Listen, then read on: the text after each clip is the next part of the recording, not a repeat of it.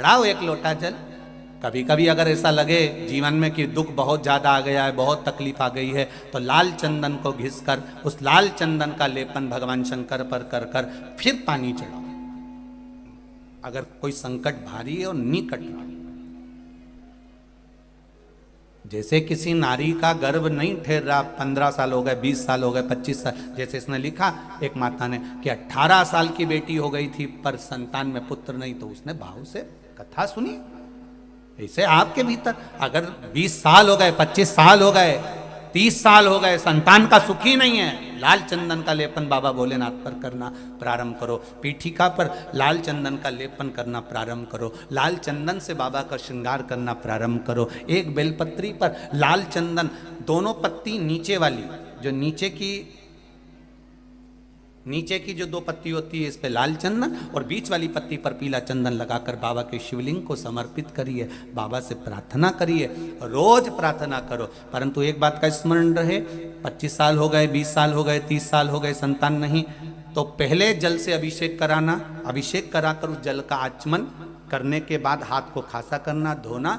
उसके बाद में फिर वापिस बाबा का स्नान कराओ, फिर चंदन का लेपन कराओ, फिर एक लोटा जल चढ़ाकर बाबा का स्नान कराओ। बाबा का बड़ा सुंदर भाव से लाल चंदन से जो अभिषेक करता है, बाबा को लेपन कर कर फिर जल चढ़ समर्पित करता है, निश्चित है उसकी गोदी मेरा देव अधिदेव महादेव जरूर भरता है। ये निश्चितता है। हम तो बेटियों से भी कहते हैं, जिसका विवाह नहीं हो रहा हो, 25 साल, 30 साल, 27 साल, 28 साल, 32 साल, 40 साल हो गए हो, नहीं हो रहा हो बेटा बेटी का विवाह, उसे लाल चंदन का प्रयोग अशोक सुंदरी वाली जगह पर 7 बिंदी लाल चंदन की लगाकर 7 बेलपत्र 7 बिंदी पर रखिए और महाराज अपनी कामना कर कर भगवान से आइए। बाबा देगा, करेगा, 3-4 महीने में विवाह पक्का करेगा। ये लाल चंदन की महत्वता है शिव तत्व।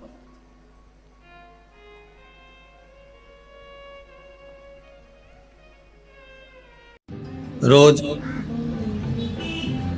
शंकर के मंदिर में प्रतिदिन जाने वाले को, और एक और चीज अपने स्मरण में रहे, अगर शिव के मंदिर नहीं जा सकते तो अपने घर में जो शिवलिंग है उस पर जल चढ़ाओ।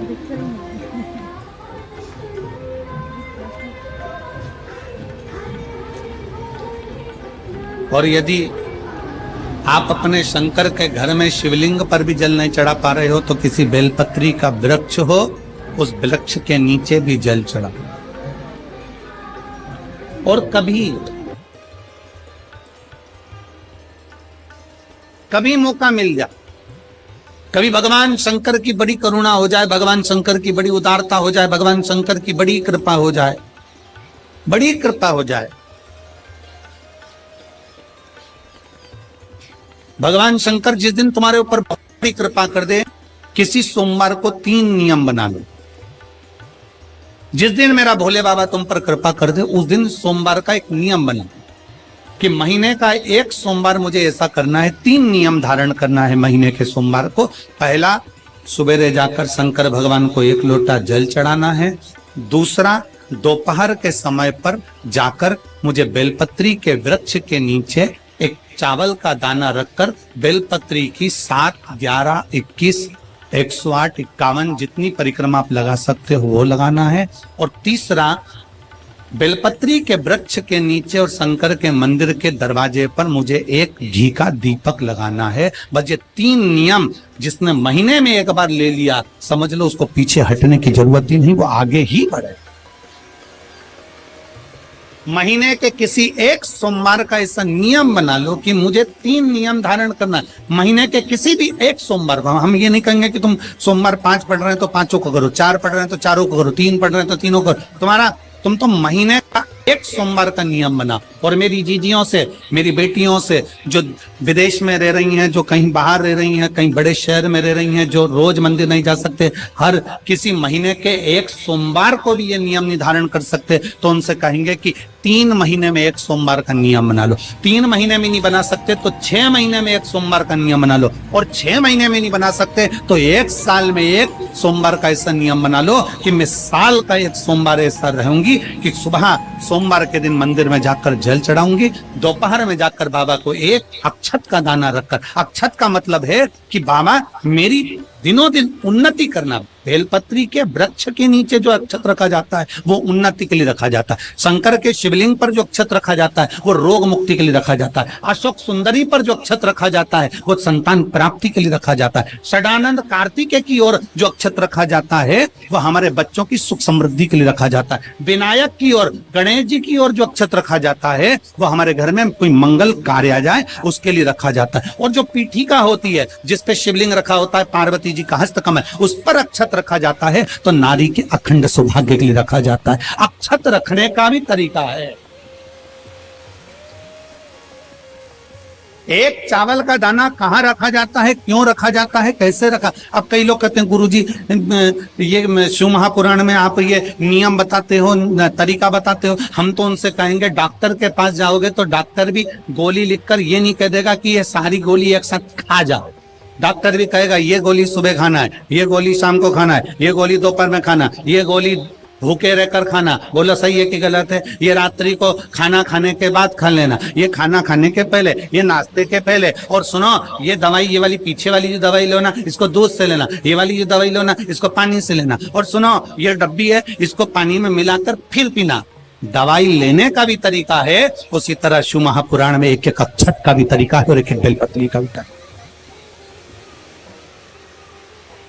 अब मान लो कई लोग कहते हैं गुरुजी आप ये तरीका बताते हो शिव पुराण के माध्यम से, कई लोगों के मन में संशय जागता है। तो अगर हम एक साथ चावल चढ़ा दे तो उसका क्या तरीका है। तो हमारा निवेदन है डॉक्टर जो दवाई ले एक ही बार में निपटा जाए, एक ही बार में खा ले।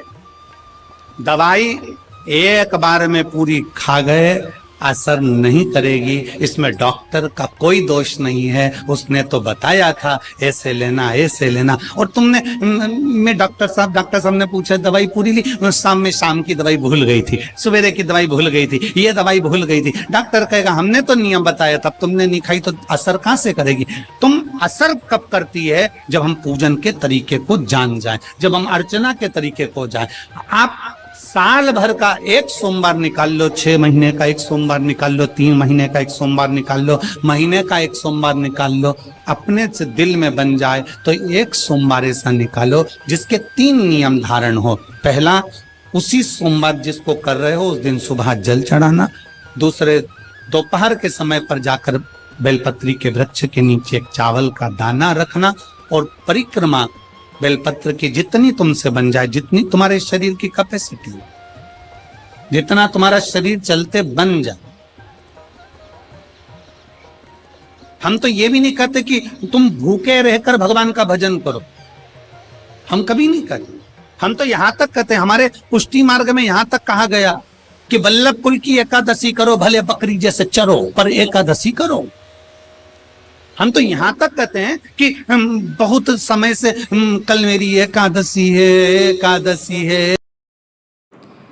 हर हर महादेव। श्री शिवाय नमस्तुभम। 29 जून श्रेष्ठ सोमवती पूर्णिमा आखिरी मौका है। सोमवती पूर्णिमा के 5 विशेष उपाय बताए गए हैं। सभी महिलाएं ज़रूर करें उपाय, मौका छोड़ना नहीं और यह ज़रूर ये करें, चूकना नहीं है। और यह वीडियो अच्छी लगी तो लाइक शेयर करना बिल्कुल ना भूलें और सब्सक्राइब करना बिल्कुल ना भूलें। हर हर महादेव।